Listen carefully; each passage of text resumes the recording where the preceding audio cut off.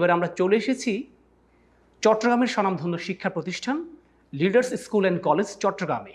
আজকে আমরা কথা বলবো এই স্কুলের উদ্ভাবিত শিক্ষা মডেল, দেশের শিক্ষা ব্যবস্থা এবং আগামীর বাংলাদেশ নিয়ে এখানকার শিক্ষক মণ্ডলীর যে ভাবনা সেটিও আমরা তুলে ধরব। এই শিক্ষা প্রতিষ্ঠানের গণিতের সহকারী শিক্ষক মোহাম্মদ এমরান উদ্দিন, আমরা ওনার সাথে আলাপ করব। জনাব এমরান উদ্দিন, আপনাকে স্বাগত কেমন বাংলাদেশ চাই অনুষ্ঠানের পক্ষ থেকে। শুরুতে যে প্রশ্নটা করতে চাই, আমাদের শিক্ষা ব্যবস্থায় প্রায়শ আমরা লক্ষ্য করি গণিত বিষয়টি অত্যন্ত ভীতিজনক হয়ে ওঠে আমাদের শিক্ষার্থীদের কাছে।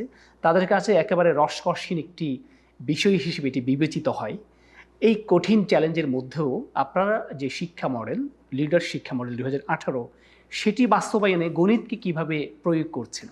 সক্রেটিস বলেছেন, I can teach anybody anything, I can only make them think.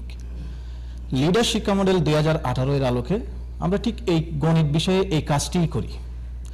এই মডেলের মাধ্যমে আমরা গতানুগতিক নিয়মে গণিত না পড়িয়ে অভিজ্ঞতা ভিত্তিক এবং সমস্যা সমাধানমূলক পদ্ধতিতে গণিত পড়াই। বিষয়টি যদি আরেকটু সহজভাবে বলি, আমরা গণিত বিষয়ে প্রতিটি অধ্যায়ের প্রথম শব্দ থেকে শেষ শব্দ পর্যন্ত ব্যাখ্যা সহ বিস্তারিত পড়াই।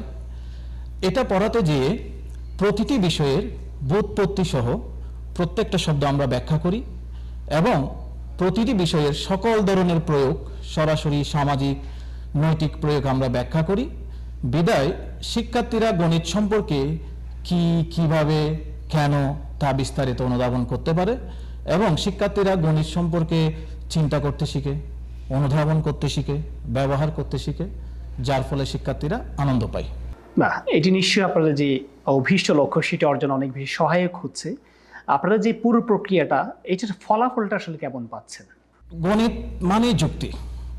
আপনারা ইতিমধ্যে জেনেছেন আমরা গণিতের প্রতিটা বিষয় ব্যাখ্যা সহ বিস্তারিত পড়াই এবং এই জ্ঞানটাকে আমরা অনুশীলনে প্রয়োগ করতে শিক্ষার্থীদেরকে সক্ষম করে তুলি এবং প্রত্যেকটা বিষয়ের সকল ধরনের প্রয়োগ, সরাসরি সামাজিক নৈতিক প্রয়োগ আমরা শিক্ষা দিই। একটা উদাহরণের সাহায্যে আমরা বিষয়টা যদি একটু ব্যাখ্যা করি, গড় বা অ্যাভারেজ সম্পর্কে আমরা জানি। এর সরাসরি প্রয়োগ হলো গড়ের মাধ্যমে একজন শিক্ষার্থী তার পরীক্ষার গড় নাম্বারটা সে বের করতে পারে, একজন খেলোয়াড়ের গড় রান বের করতে পারে, একটা নির্দিষ্ট এলাকার বা স্থানের বা একটা দেশের গড় তাপমাত্রা নির্ণয় করতে পারে। সামাজিক প্রয়োগটা হলো গড় ফলাফলের মাধ্যমে একটা প্রতিষ্ঠানের শিক্ষার মান নির্ধারণ করা যায়, গড় আয়ের মাধ্যমে একটা দেশের মাথাপিছু আয় নির্ধারণ করা যায়। নৈতিক প্রয়োগটা হলো গড়ের মাধ্যমে সবাইকে যেহেতু সমানভাবে মূল্যায়ন করা হয়, ফলে অন্যায়টা এড়ানো যায়। বাহ, খুব চমৎকার বলেছেন। আপনি যেভাবে বলছেন আপনাদের যে প্রক্রিয়াটা, তাতে আমারও মনে হচ্ছে এটি সবার কাছে খুব উপভোগ্য সাবজেক্ট হিসেবে প্রতিষ্ঠিত হবে।